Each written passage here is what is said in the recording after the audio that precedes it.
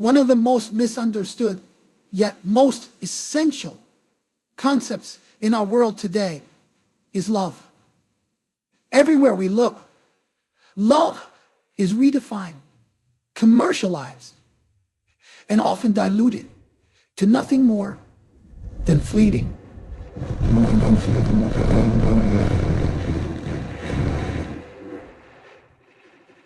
But when we turn to the Bible, we find that love is not merely an emotion. It is a foundational characteristic of God himself. In 1 John 4:8, the Bible declares, God is love. That means love is not just something God does. Love is who he is. Today, we will take a deep dive into the nature of love as revealed in Scripture. We will look at the different aspects of biblical love, its divine origin, and its practical implications in our daily life. If we are going to love the way God calls us to love, then we need to understand love from his perspective, not the world's. The first thing we need to understand about love is that it originates from God. Human love is often conditional, based on what we can gain, how we feel, or whether the other person is worthy of love. But God's love is unconditional, eternal, and self-giving. 1 John 4:7 tells us, Beloved, let us love one another, for love is from God, and whoever loves has been born of God and knows God. Romans 5:8 states, But God demonstrates his own love toward us, in that while we were still sinners, Christ died for us. God's love is proactive, not reactive. He didn't wait for us to become lovable before he loved us. He loved us when we were unworthy, rebellious, and undeserving. That is the divine standard of love. Biblical love is not simply a feeling, but an action, a choice, and a commitment. The Greek language of the New Testament gives us different words for love.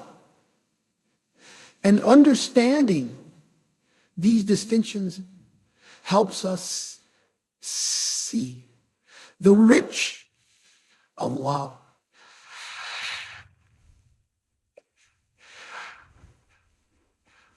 Eros.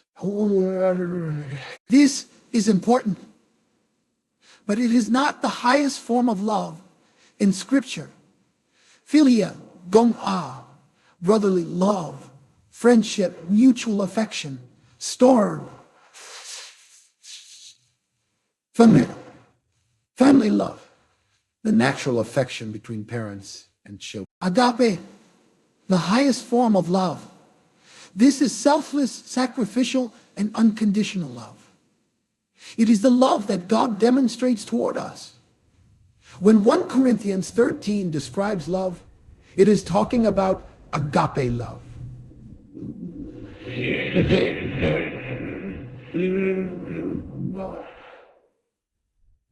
Love it does not envy. It does not boast. It is not proud. 1 Corinthians 13:4-7. This kind of love is not dependent on circumstances. It seeks the best for the other person, even at great personal cost. Jesus himself demonstrated agape love in its purest form when he gave his life on the cross. Greater love has no one than this, that someone lay down his life for his friends. John 15:13. Love is not just a feeling. It is a force that transforms lives. Love overcomes fear. There is no fear in love, but perfect love casts out fear. 1 John 4:18. Love breaks down barriers.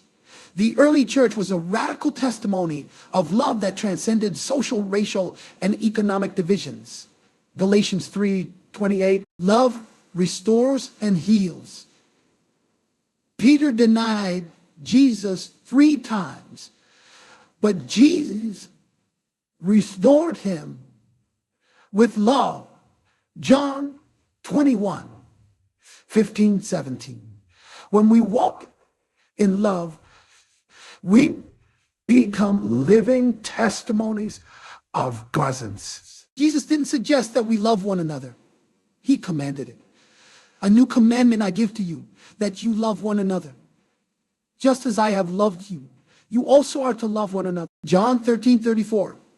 This command is not based on our emotions or preferences. It is a call to love, even when it is inconvenient, difficult, or undeserved.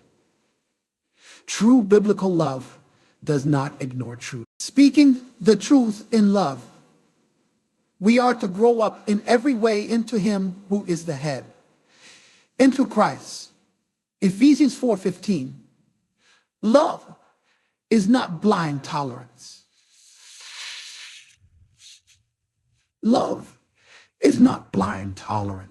Jesus himself said, "By this all people will know that you are my disciples, if you have love for one another."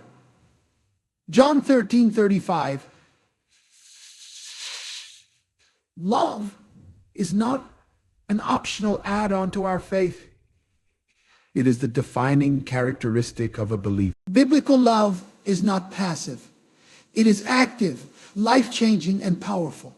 It is the very nature of God, the command of Christ, and the evidence of the Holy Spirit working in our lives. Today, as we reflect on the nature of love, ask yourself, do I love others the way Christ loves me? Is my love conditional, or does it reflect God's unconditional love? How can I demonstrate agape love to those around me, especially to those who may not deserve it in my eyes? When we love as God loves, we bring His kingdom to earth. Love is not just a feeling, it is the greatest evidence of God's presence in our lives. Let us walk in love, just as Christ loved us and gave Himself up for us. Ephesians 5:2.